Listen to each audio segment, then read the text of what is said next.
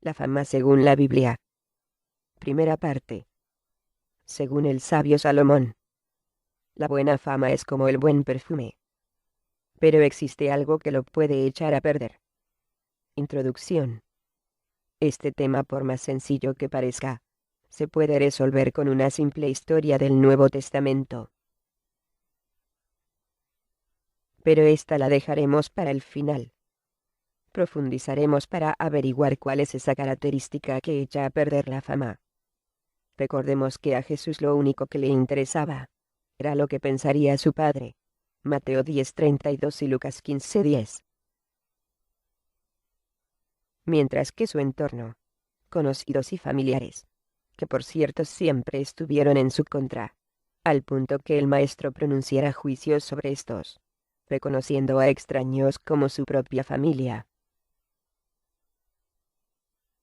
Pero Jesús les dijo: no hay profeta sin honra, sino en su propia tierra y en su casa.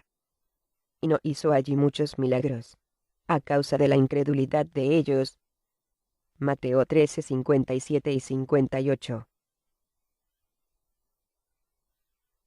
Los puntos a analizar serán los siguientes. 1. La mala fama. 2. Los chismes. 3. Lisonjear. 4. El perfume. 5. La buena fama. 6. Las moscas. Y 7. La fiesta del fariseo. No trataremos de abarcar toda la lista en un mismo estudio, sino que solo tocaremos el primer punto. Antes deseo comentarles que nos hemos dado cuenta que cualquier tema, por más sencillo que parezca, solo lo es en apariencia. Si solo eres un buen lector de la Biblia, de la misma forma lo puedes ser también de cualquier historieta, libro o periódico. Eso es muy fácil de hacer. Pero si por el contrario escudriñas la palabra, ahí la situación cambia. No es porque resulte difícil, sino más bien porque se debe invertir tiempo, y hoy día por lo ajetreado de la vida moderna, trayendo casi a esclavitud, es casi imposible. Tampoco la causa se deba a que nadie tenga el espacio suficiente, sino más bien ha habido un desgaste de fuerza física tanto como disposición mental, sin tomar en cuenta el sinfín de distractores que no dejan tiempo para el alimento del alma. Personalmente creemos que la Biblia, sobre todo en versión antigua, corresponde al pensamiento de Dios y por su profundidad, es su misma eternidad, es de nunca acabar. Eso significa que si piensas que has terminado tu estudio o lectura y crees saberla incluso de memoria, déjame decirte que ni siquiera has comenzado. Pues como dijo una vez el apóstol Pablo, si alguno se imagina saber algo, aún no sabe nada y no conoce como debería. Tenemos la mala costumbre de guardar temas interesantes, dejándolos de lado, para dedicarles más calidad de tiempo, en otra ocasión.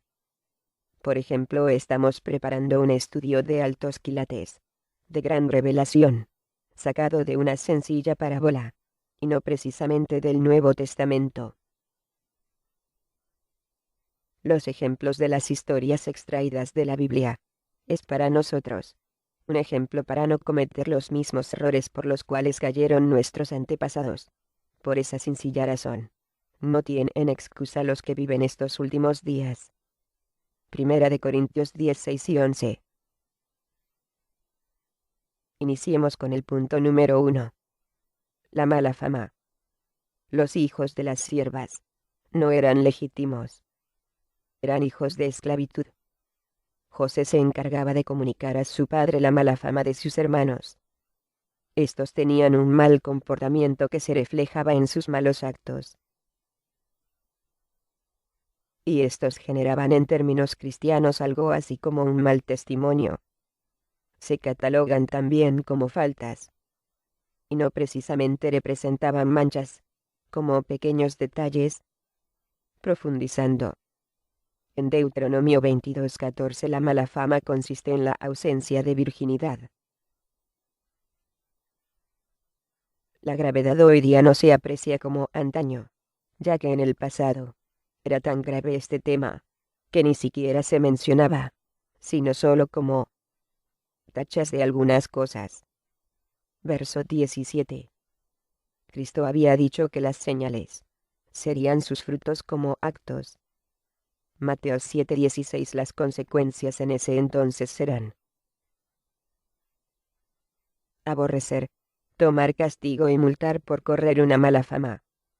Eso implicaba un mal negocio, pero si eran verídicos los hechos, la causa sería condena a muerte por apedreamiento. Aún hoy en culturas islámicas todavía se castigan tales conductas. Las razones serán porque su accionar era bajo y vil, siendo acusada de fornicación. Esa norma en el antiguo Israel solo se aplicaba al sexo débil, como más frágil. La orden de Dios era: quitarás el mal de en medio de ti, prefiriéndose al pueblo. Se aplicaba la ley al hombre cuando éste se unía a una mujer comprometida, siendo todas estas reglas parte de las leyes morales. En tal caso, el castigo sería mutuo. Los dos debían morir. Verso 22. A quienes no aplica. Los rectos no deben tener temor de mala fama, porque estos temen y guardan los mandamientos de Dios.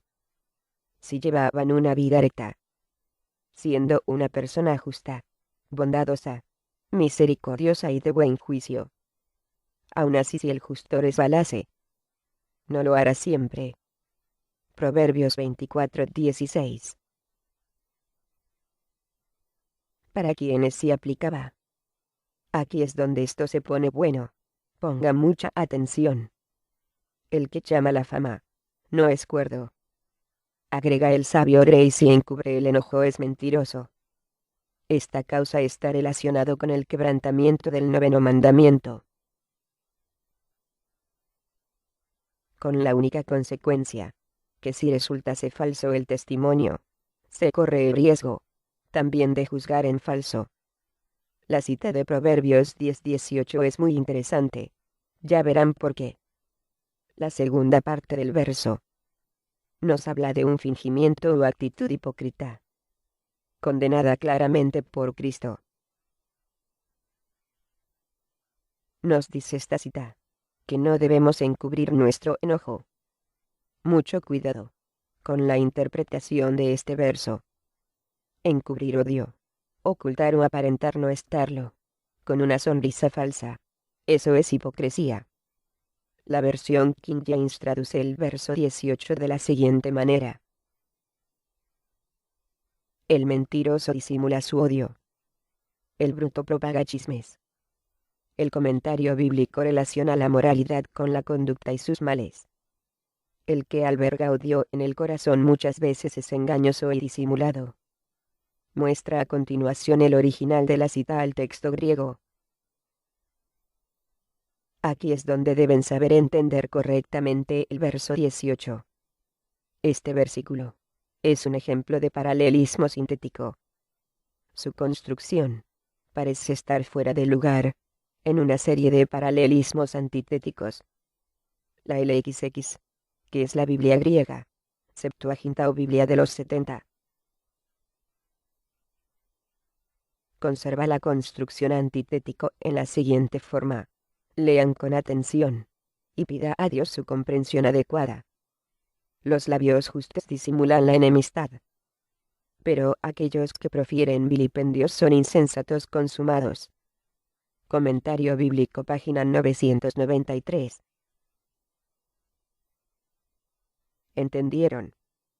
Ahora vamos a finalizar. Resumen revelador. Los hijos de Jacob tenían mala fama. La Biblia no da detalles en qué consistían las malas obras de estos, pero la armonía bíblica nos dice específicamente que la mala fama no es simplemente pronunciar malas palabras o enfadarse. La ley moral nos aclara este punto, diciéndonos que mala fama es prostituirse fornicando, y no en la categoría del adulterio. Parece el mismo pecado, pero tienen sus diferencias. Uno está fuera del matrimonio y el otro está dentro del compromiso marital. Por último, los que respetan los mandamientos. Los juicios de Dios no son para ellos, y no deben tener temor de ser catalogados con mala fama delante de las cortes celestiales, donde se está llevando a cabo, en estos momentos, el juicio investigador. Por otra parte, y en síntesis, el capítulo 18 de Proverbios es paralelo con el capítulo 3 del libro de Santiago. Los dos hablan de uno de los miembros más depravados del cuerpo, y el que logra dominarlo. Esta es una persona perfecta según nos dice Santiago 3:2. Una pizca de gracia, mezclada con ironía. Muchos pensarán que esa persona perfecta no existe. Pero hay un grupo en nuestra sociedad, que por naturaleza, goza de esa condición. Aunque esta no es una ventaja nada deseable, para ningún discapacitado. Porque de lo contrario, Jesús no hubiese sanado a un mudo en su ministerio. ¿Y cuál fue la razón? Es simple. Ese mudo, que no podía hablar, estaba poseído. Mateo 9:32 al 38.